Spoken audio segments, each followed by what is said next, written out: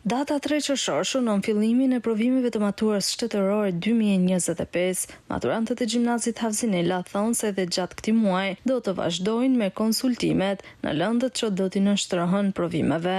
Pothuajse çdo ditë bëjmë konsultime në orët e herëta të mëngjesit. Me datë 3 qershor është testi i parë i maturës.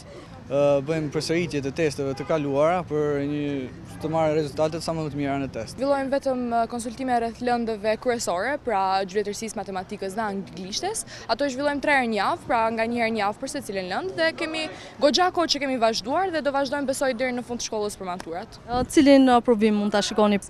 Unë personalisht ndoshta kam pak më shumë frikë te matematika përderisa nuk ka shumë hapësirë për të bërë gabime, ama sigurisht kam emocione për gjithë provimet. Krahas konsultimeve maturantët po punojnë edhe me testet model. Ata thonë se pas 2 ditësh do të zhvillohet një provim nga zyra vendore arsimore në Kukës për të vlerësuar njohuritë e tyre në lëndët pjesë e provimeve të maturës. Okej, atëherë jemi përqendruar me tezat model që kanë nxjerrë QSHA-ja, kemi punuar me mësues të lëndës.